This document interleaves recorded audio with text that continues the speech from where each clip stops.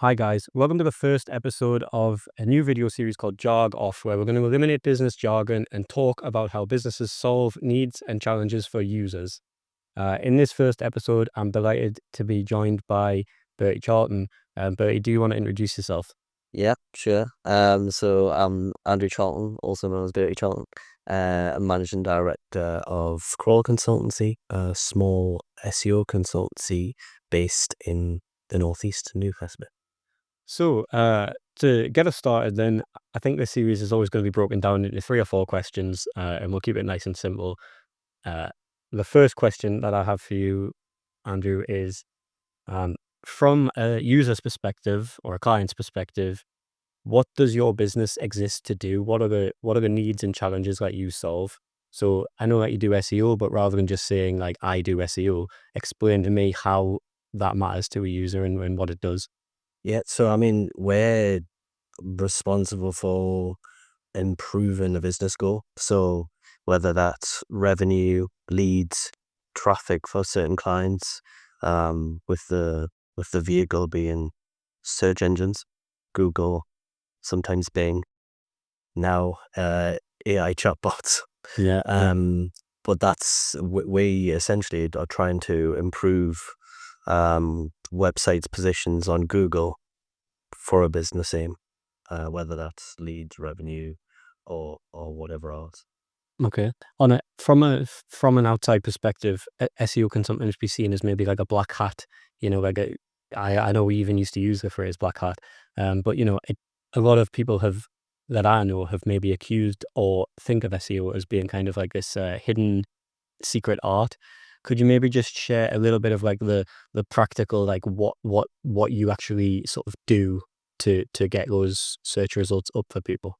Yeah, so I think that's how it started. I think um, when the search engine algorithm wasn't as refined as it is now, I think it kind of encouraged people to find ways to manipulate it unethically in some cases, and that's where the term black hat kind of originated from. Now I think it's harder to do that because Google's brought out a load of updates in the last decade that have just tried to sort of penalize those people that are trying to manipulate it in that way. In terms of how we try and optimize for Google to improve website positions, it can be a range of things. A large part of that, as you know, is creating high quality content Yeah. that has a business goal behind it. And then we will rank that content, and again, that can drive leads or revenue. Um, another big part of it is actually getting the website uh, in a decent technical state for Google to understand Yeah. and be able to find all of the pages on your website to be able to rank. Yeah. Could you just briefly explain that a little more? Because I think people probably they build a website and they just think, I've got a website now. Especially if we build it in like a site builder or something, they might just think, right, I've got my website, it's live. But there's a difference between a site that's just exists and a site that's sort of ready for SEO performance, right? Like what is that difference? Yeah, well, it's not a case of like build it and they'll come. Almost never. So I think a large part of SEO is the traditional marketing tactics that you just employ anyway as a new business. So if you did have a new website starting out, all of the traditional marketing tactics like PR ultimately help SEO. Because the more PR that you do, the more websites that feature you and link back to your website. That's like it's a signal for Google that your website's authoritative.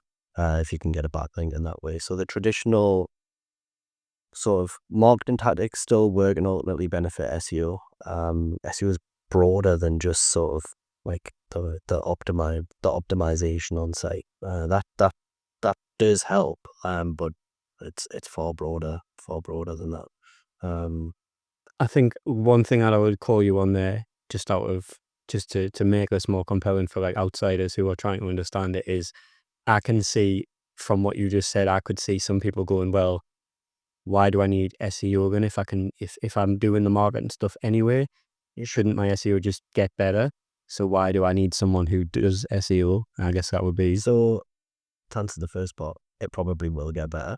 Just all of those tactics, naturally it'll get better with an SEO. Bringing an SEO on board, it'll improve it in a more significant way. So the way that we work, like try and break down the product or service as much as possible. So say if you're a software company, you'll probably want to break that down into features so that anybody searching for a feature of your product comes from Google, lands on a feature landing page, and they can ultimately convert. So it's knowing, a large part of my job is knowing what people are going to search for and prioritizing the searches that are most likely going to have a business impact. And obviously we're privy to the data, so we'll understand the search volume every month for a certain keyword or groups of keywords. So we can sort of provide the client with a list of recommendations, but justified by how many searches they get, and based on experience, kind of what the client can rank for. Yeah. Because when you're starting out, you can't compete with the big guys. Yeah. I think that's a good point as well, just to drill down on it, like, and forgive me if I'm speaking over what you do here, but I think it's important for people to understand about SEO. Like, you can't like, there's too much already being done by the larger brands to like outrank them for the most general terms. So you've really got to think different. And I think this is where people like Andrew really excel, like as an outside person who writes content for people. I work with a lot of SEOs, and I think it's really important to work with someone who like Andrew can really break down challenges into actual tangible things that can be achieved for clients, which is what we're going to explore in the next question that I ask him. And I know he's got a really good answer prepared for that. So yeah, sorry, I'm just interrupting, but No, well, I agree with you. like, to your point, it's just not a level playing field. So somebody starting out with very little budget, it's really, really hard to compete with the juggernauts out there.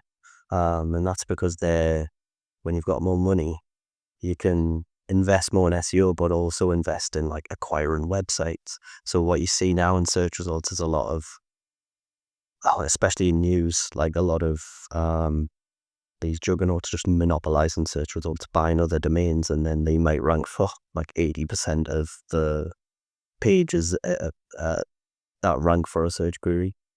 So it's becoming a lot harder than it once was. Yeah, no, I get that. No, thank you. I think that answers our first question quite well. So for the second question, I just want to delve into the topic and why this is called JargOff. So you mentioned a few terms there that I think from an outside point of view, and I know that me and you work in marketing, so we're guilty of probably just assuming people have this knowledge, but I think it'd be really interesting just to have a very quick breakdown of a few key terms. So first and foremost, can you just explain what a keyword is? Because I think sometimes people maybe just take that for granted and don't understand it. Yeah. So a keyword is what you search for in Google. And I suppose keyword doesn't really make sense because it's not really a keyword, it's a query or a question that you're asking on Google. And what we can do as SEOs is get some data behind that. So we can get data from Google itself or Google Ads, where we can see the search volume for that query on a monthly basis or over say the last 12 months. And then we can use like the third party tools at our disposal to try and get an idea of whether it's hard to rank for or not. And that's based on a bunch of factors. Yeah. So in summary, a keyword is a query or question people search into Google that you can sort of analyze and actually come up with a tangible idea of how many people are searching that, which then gives you a chance, if you're going to target that keyword for someone's site, at understanding how much potential traffic you can drive, right? Yeah, exactly. And obviously, like, people will search in the same way using like variations of queries. So that's where we have to try and amalgamate queries together, group them together, so we can get a better idea of, okay, if we push this one piece of content out, what all of the queries that you're likely to rank for and build a projection based off that. So you can't really just build a projection based on ranking for one keyword, because you never rank for one keyword. You always rank for variations of the same keyword with the same intent. Yeah. I suppose another aspect of jargon is even in the title SEO, like optimization. Obviously, it's a word that means to improve things, but I've also heard people refer to themselves as sort of search engine marketers, and I wonder if that's maybe even like a more tangible explanation of what search search engine optimization actually is, because it is a bit more like a marketing sort of activity, right? But if you could touch on maybe what your idea of the optimization side of things is. Yeah, I think optimization is probably a little outdated now. So obviously when we first started, optimization is just to improve. It feels like a word that just means to improve what's already there. And so even now you'd probably describe optimization as saying making subtle tweaks on the page or changing bits of content to try and rank better. That's much broader than that now. There's a lot more activity that you do in SEO, and it's certainly not just about improving what's there. It's about what's adding to it's adding to the website. Yeah. And then also there's a like a so so yeah, it's just a lot broader. So there's like we'll use digital PR consultants now to like build out content assets that hopefully other websites will link to. I know Even I'm that, gonna jog off you here. yeah. Content asset. What does that mean? I guess a piece of content that is an asset on your website, and an asset from the perspective of trying to get backlinks back to your website. But backlinks is kind of a jargon term itself. Yeah. And all a backlink is one website linking to your website. Yeah. And that's still to this day one of the largest signals that Google have to understand how authoritative. It's a proxy signal for popularity, really. Is like one website links to you, then or links to your piece of content, and then that content has had a is clearly It acts like a vote of confidence. a vote of confidence. Yeah, like links are the currency of the web, essentially. And yeah, it acts as a bit of a vote of confidence. Could you briefly explain why it's not a great idea to just suddenly, like, knowing that links are important, to just suddenly try and get them from anywhere? Like, you need to kind of have them. I believe I'm right in saying that you need to have a sort of strategy behind it. Could you just quickly touch on why? Yeah, well, I mean, when you're starting out, I mean, ask as many friends as you want. Okay. So it probably matters less when you're starting out. You just kind of want links to your website, and usually that'll just happen organically if you got a good product or service and you've got marketing around that. But as you get larger, then relevancy really matters. So if a website in your space links to you, then that's got a lot more weight than, say, a general news publication linking to your website. And it also matters just how big the websites are. So how popular the websites are in the space. So popularity or authoritativeness and relevancy really count now in terms of links back to your website. And a lot of the time you don't have control of that. A lot of the time it just happens organically. So we'll have a dedicated strategy for links or digital PR in some cases, but for other clients, we can just build a bunch of content, and the links will come. And sometimes there'll be a strategy behind that content to try and get links organically. So things like if I'm a publisher and I want a fact for an article, I'm most likely going to go to Google and search for top marketing facts or whatever. Now, if you're ranking number one, then you're likely going to be cited in their piece. So you can kind of influence how people link to you just by creating content. Yeah. That they're likely going to cite or source. I always wish that clients who have access to like any kind of unique bespoke data would make more of that, because I think that would be a great way for people to get links. You work with I think a lot of businesses probably have access to like unique stats or data that they have like a very distinct angle on, and instead they just like they don't use it. They just like write some generic blogs instead, and it's a shame, I think. And it doesn't just work for links, but it works for actually getting leads to the website. So I've worked with a bunch of clients that have used their data to create like annual reports. And what you find is those annual reports are just heavily cited, which helps from a links perspective, but also then they become an authority in their industry because they're providing all this like data on an annual basis, and that's unique to them. But even if you don't have unique data, like, then you can still get it through surveys or whatever. Like if you don't have unique data as a business, then try and get it through other means. The third question that I want to ask you is from like just to help frame to users a tangible example of what you do as an SEO consultant, is maybe just give me, you don't have to name your client or anything, but give me an example of like a project or client you've worked for that had like a very distinct problem or challenge, and how you kind of applied your skills and knowledge to that, and sort of, yeah, you know what I mean? Just try and make it a relatable example that like people can see from the outside, but I'll ask you any questions if we need to. Yeah, so we work with like an accountancy platform that also provide like accountants themselves. And the big challenge for those guys has been, say, in the last 12 months, we haven't really had good attribution of leads data. So we haven't really known where leads have been coming from. Kind of have it from a channel perspective, but not, has this landing page resulted in a lead? Now, starting from this year, we've started to get more of that data. So now we can really say, okay, this landing page resulted in this conversion for this product.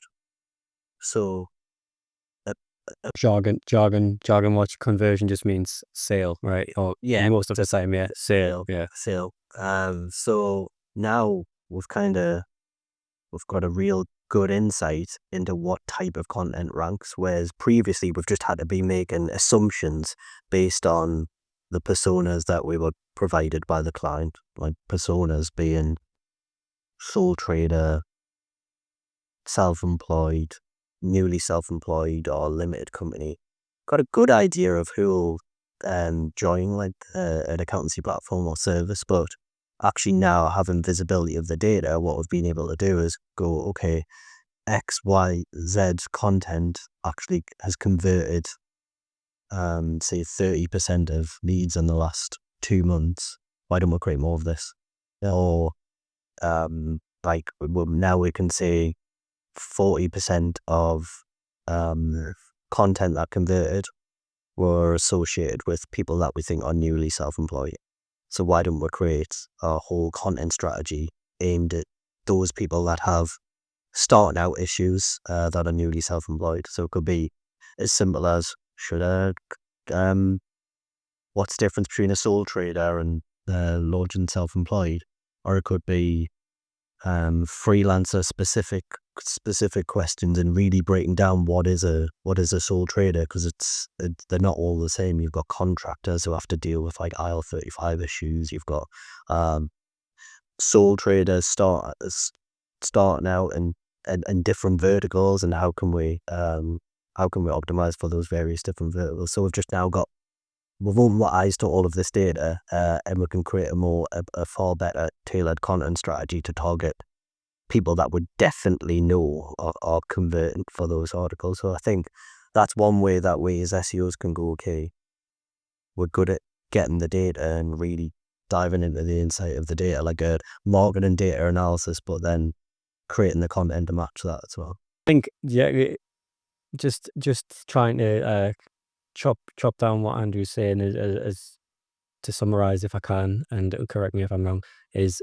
it's very powerful for a business to be able to, see exactly which content is performing in which way, and to be able to like make a gauge on like what kind of audience like consumes what kind of content.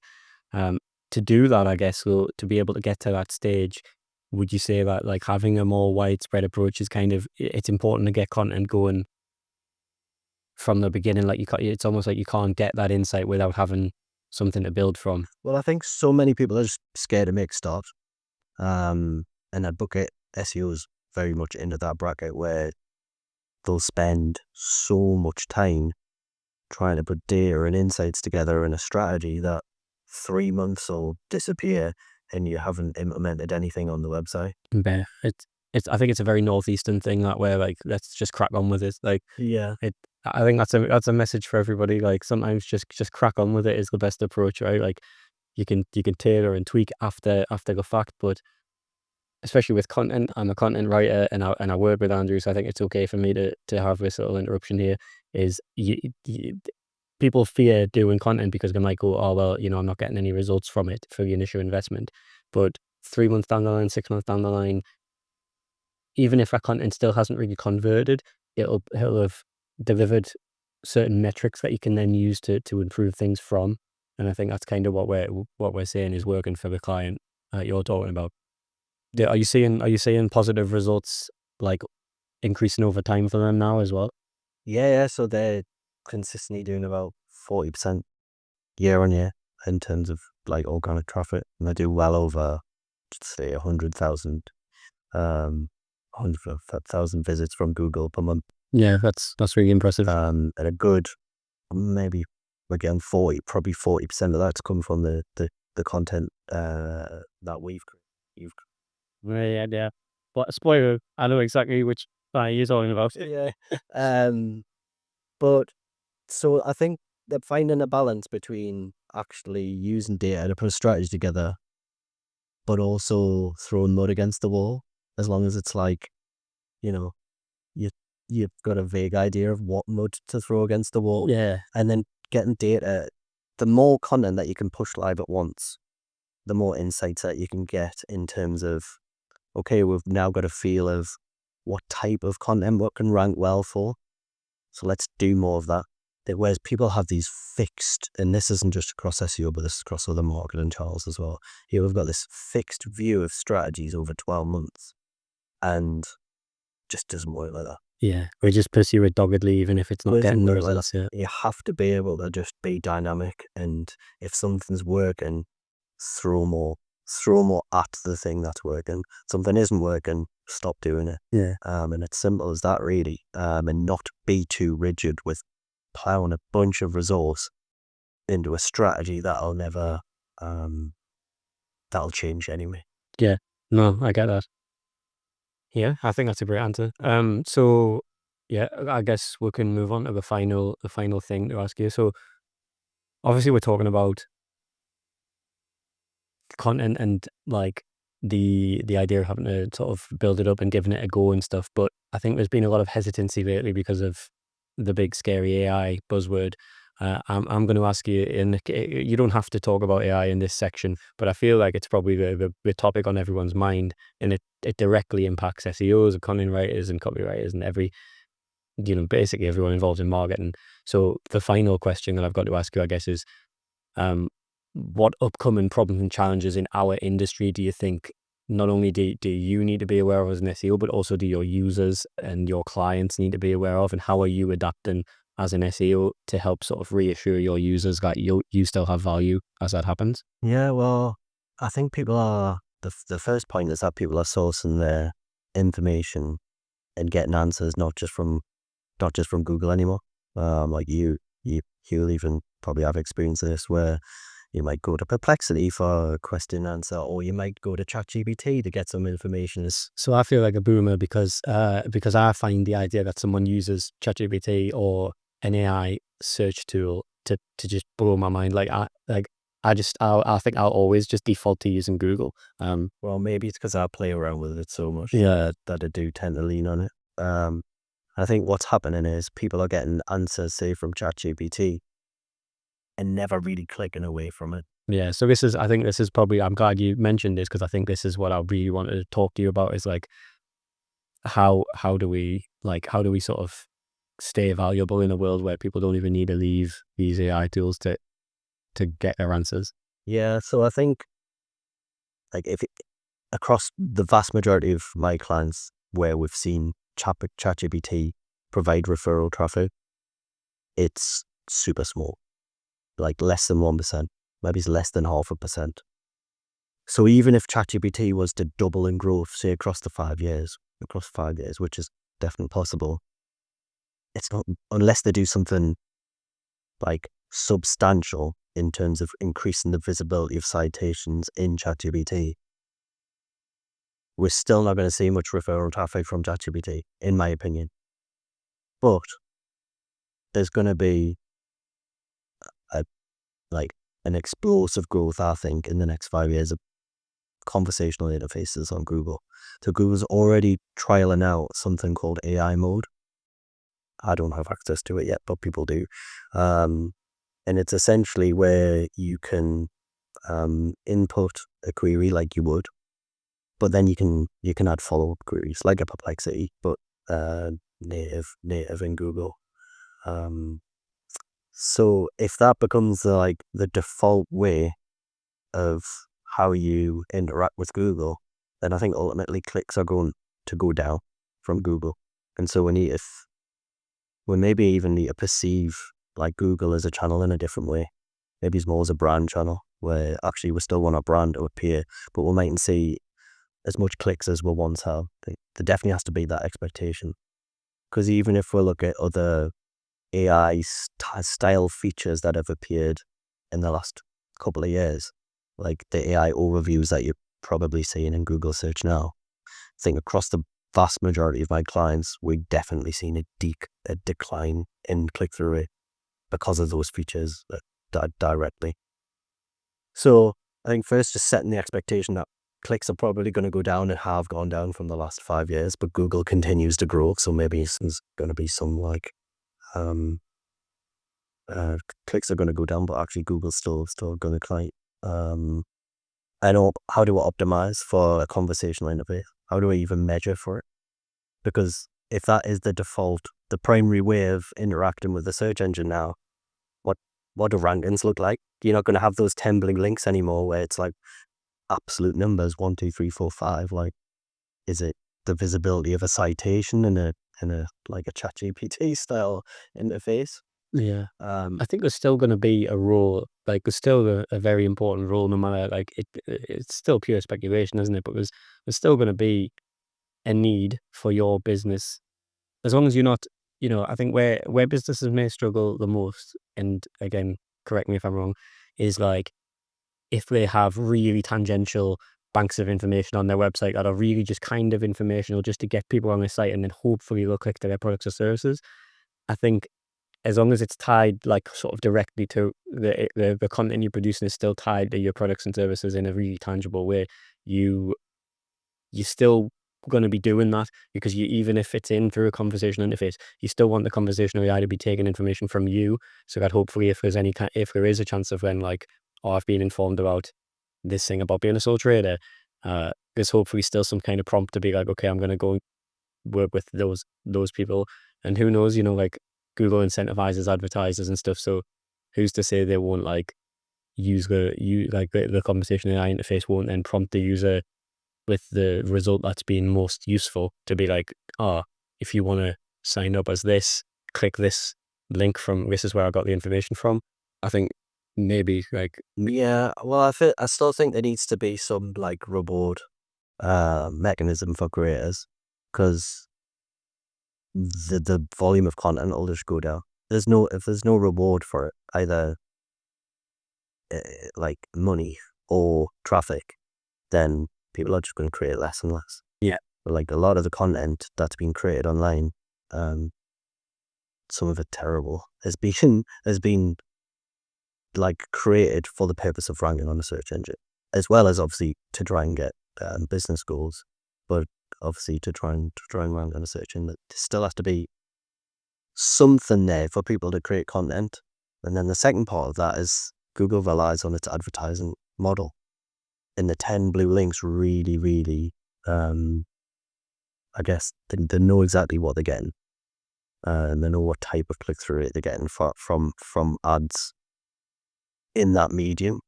If that shifts over to a conversational interface, well, they're probably going to need a better way of integrating ads into it. to still drive click-through rate. Yeah. It's an interesting time. I think it's a hard one to have any conclusive answers on, isn't it? And Yeah, well, that's what I'm seeing.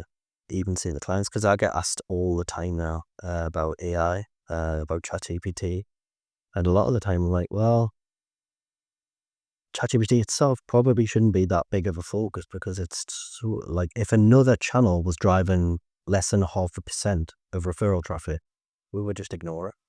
But I mean, half the time we're ignoring Bing and it's driving 10% of search traffic. yeah, And I think a large part of that, again, is that because you do one thing for Google, usually it translates into results for other search engines, because they've got similar models. One other thing as well I think is important to mention is that obviously ChatGPT, Google Chat, they rely on fresh information. So they're still going to rely on like rankings. Google's not just going to get rid of its ranking system that it's sort of crafted over the last decade or so longer, and just replace that with an LLM. Like, the LLM is almost a summarizer on this ranking system. yeah. So if you optimize for rankings, then you probably you do have a better chance of being cited in a chat interface. It's a really interesting point that LLMs and like the ranking algorithm are different things. Like an LLM, and again, while we're trying to, I can't really jog off LLM because it would be here all day explaining LLMs to you, but it means large language models. It's essentially a massive repository of data that AI learns from, and most of the AI that we use and talk about, and we're talking about as a future threat, is generative AI, which sort of uses its massive data set to make predictions about the next possible word in a string, or or image in a string when it's creating imagery. Um, that doesn't change. What am I trying to get at here? I'm trying to elaborate on your point and draw out more from you, but like that doesn't really change. Like like generative AI and that kind of thing has no bearing on like the ranking in Google and where you appear. All it does is generates the content. Like there's still a whole game to be played about satisfying Google's ranking algorithm, which is an entirely different thing to AI. Yeah, yeah, great.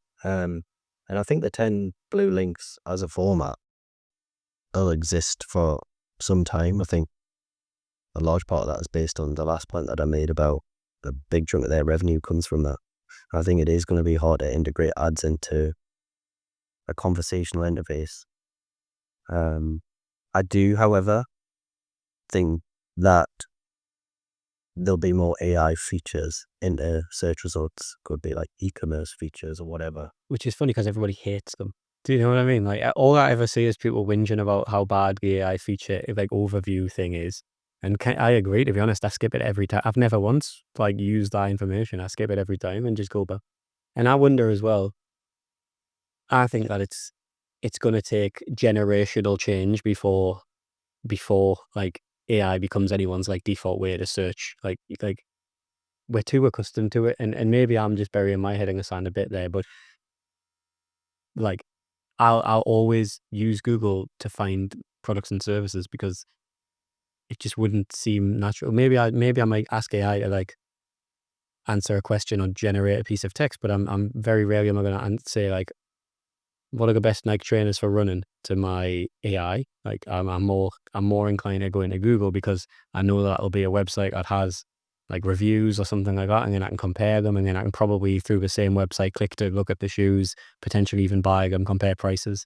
Well, I think it's like it's how you like to search as well. I like to browse different websites. Say if I'm online shopping, which I don't like to do anyway, but say if I am, then I'll be browsing multiple websites. I wouldn't like the AI to take that off my hands, because I actually want to, say if I'm looking for clothes or whatever, I want to look through each different website.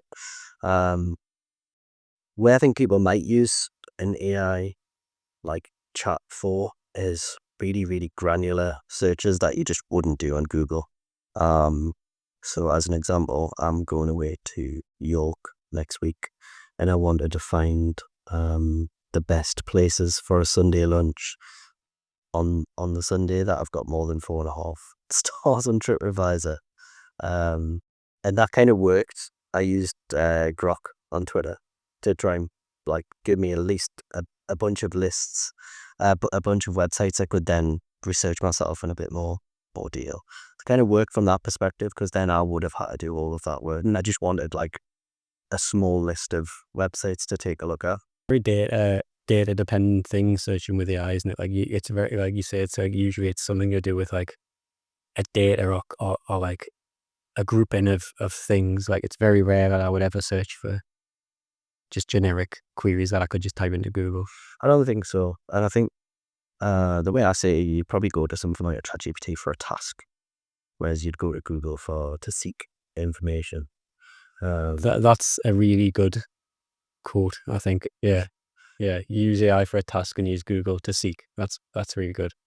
And people aren't going to stop seeking via Google for a very long time. And I think like it already has such a massive market share and is so ingrained in how people find things that SEO will continue to be important no matter how popular AI becomes.